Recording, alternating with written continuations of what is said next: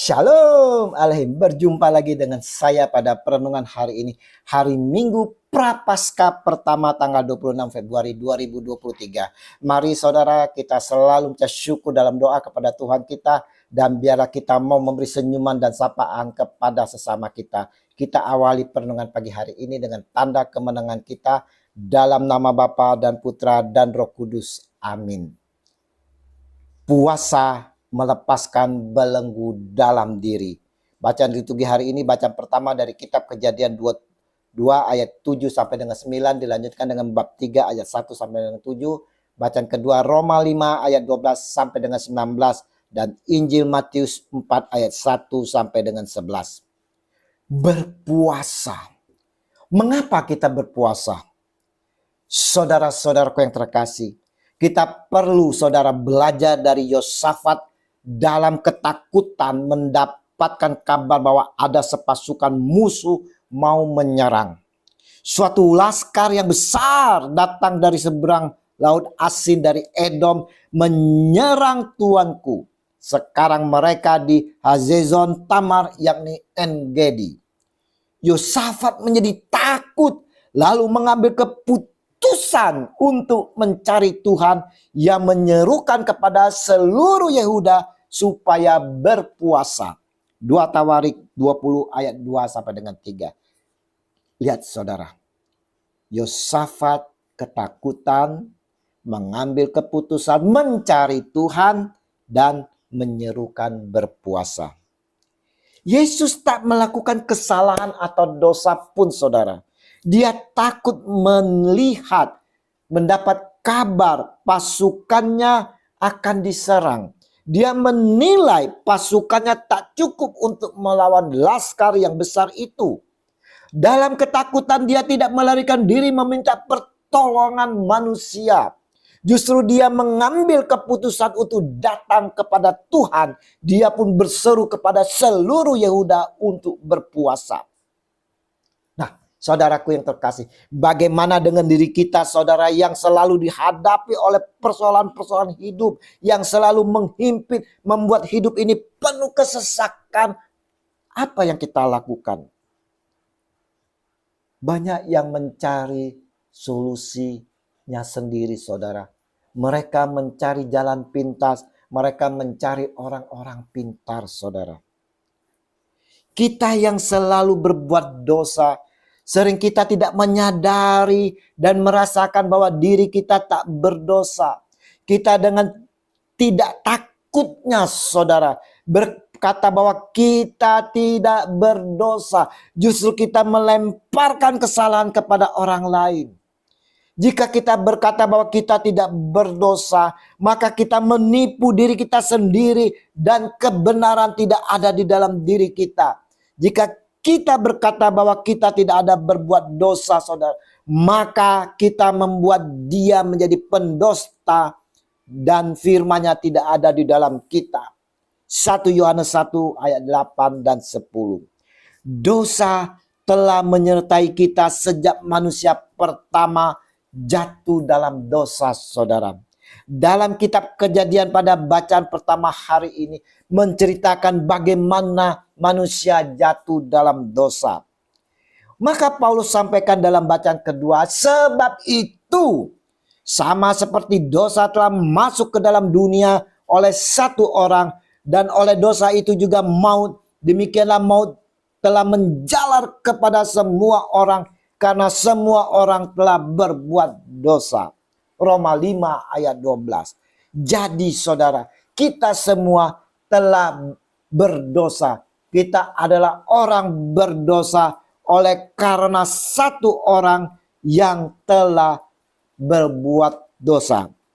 Tapi saudara, karunia Allah tidaklah sama dengan pelanggaran Adam. Sebab jika karena pelanggaran satu orang semua orang telah jatuh di dalam kuasa maut, jauh lebih besar kasih karunia Allah dan karunia-Nya yang dilimpahkannya atas semua orang karena satu orang, yaitu Yesus Kristus. Roma 5 ayat 15. Di dalam Yesus yang adalah putra sulung Allah Bapa sendiri, yang mau turun ke dunia menyelamatkan kita, mau mengangkat kita untuk supaya dapat diselamatkan. Karena begitu besar kasih Allah akan dunia ini, sehingga Ia telah mengaruniakan anaknya yang tunggal, supaya setiap orang yang percaya kepadanya tidak binasa, melainkan beroleh hidup yang kekal. Yohanes 3 ayat 16. Untuk itulah saudaraku yang terkasih, Yesus Tuhan datang ke dunia untuk menyelamatkan kita orang berdosa. Yesus mengawali misinya dengan berpuasa. Yesus mau merasakan penderitaan seperti kita manusia, sehingga Dia dapat menjalani dan menyelesaikan misinya, yaitu keselamatan, sehingga kita semua memperoleh hidup kekal. Dalam berpuasa, saudara, sama seperti Yosafat dan semua orang Yehuda mengalami kelemahan. Yesus pun, saudaraku, dalam berpuasa mengalami kelemahan, lemas. Dan lalu datanglah si pencoba itu, Matius 4 ayat 3, yaitu iblis, saudara. Dalam kelemahan saat kita berpuasa, kita pun mengalami pencobaan. Kita mengalami pencobaan dari iblis, saudara. Disinilah kita harus dapat menyangkal diri kita, mengalahkan segala godaan, mengalahkan, membuang jauh-jauh kedagingan, dan dengan tetap berdoa dan berseru kepada Tuhan sambil memujinya. Yesus dapat mematahkan segala godaan iblis. Kita dapat melihat dari baca Injil hari ini ayat 6 sampai dengan 10.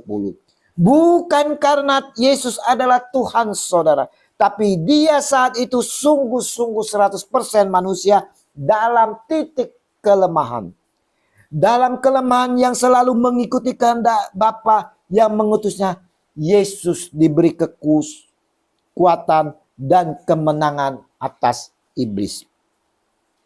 Begitu juga dengan Yosafat, saudara. Dalam kelemahan berpuasa bersama-sama dengan seluruh orang Yehuda, dia tetap berdoa dan memuji Allah Tuhan bersama-sama. Lalu berlututlah Yosafat dengan mukanya ke tanah. Seluruh Yehuda dan penduduk Yerusalem pun sujud di hadapan Tuhan dan menyembah kepadanya. Kemudian orang Lewi dari Bani Kehat dan Bani Korah bangkit berdiri untuk menyanyikan puji-pujian bagi Tuhan Allah Israel dengan suara yang sangat nyaring. 2 Tawarik 20 ayat 18 dan 19. Dalam berpuasa kita tak boleh mundur dari doa dan puji-pujian kita, saudara. Kita tetap terus dengan suara lantang dan nyaring menyanyikan puji-pujian kepada Tuhan. Nyanyikanlah nyanyian syukur bagi Tuhan, bahwasanya untuk selama-lamanya kasih setianya. Haleluya. 2 Tawarik 20 ayat 21. Saudaraku, saat itulah Allah bekerja atas Yosafat, atas negeri yang dipimpinnya, saudara. Ketika mereka mulai bersorak-sorai dan menyanyikan nyanyi-nyanyian pujian, dibuat Tuhanlah penghadangan terhadap Bani Ammon dan Moab.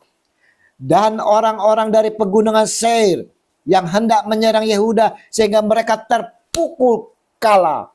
Ketika orang Yehuda tiba di tempat peninjauan di padang gurun, mereka menengok, saudara, ke tempat laskar itu.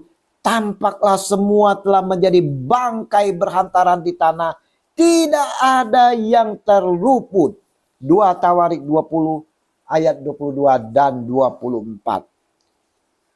Berpuasa, saudara, dalam kelemahan akan mendatangkan kekuatan dari Allah. Allah akan melepaskan segala belenggu yang mengikat kita. Allah akan membebaskan diri kita dari segala persoalan yang menghimpit, saudara. Dan Allah akan memulihkan, menyembuhkan yang sakit. Dan Allah akan memurnikan kita, dibersihkannya kita dari dosa. Perenungan hari Minggu Prapaskah pertama ini, saudara, mau mengajak kita semua mengikuti teladan Yosafat yang selalu hanya berharap kepada Allah Tuhan kita Yesus Kristus. Hanya kepada Dialah kita takut dan menyerah kehidupan kita. Kita mau selalu datang kepada Tuhan Yesus dalam keadaan apapun. Dengan berpuasa dan dalam keadaan kelemahan kita saat berpuasa, kita harus tetap setia dan taat dalam doa. Dengan tetap nyanyikan puji-pujian bagi Tuhan. Dalam puji-pujian itulah ada kuasa mukjizat yang akan terjadi, saudara. Mari saudara-saudaraku yang terkasih, yang diberkati Tuhan, kita mau berpuasa dengan sungguh-sungguh, saudara, dan mau selalu tetap berdoa dan nyanyikan puji-pujian baginya. Kemuliaan kepada Bapa dan Putra dan Roh Kudus, seperti pada permulaan, sekarang, selalu, dan sepanjang segala abad. Amin. Selamat menjalani puasa. Mari kita persiapkan hati bersama keluarga untuk menyambut Tuhan kita di dalam perayaan Ekaristi. Dan terimalah perutusan karena kita diutus. Shalom Aleichem.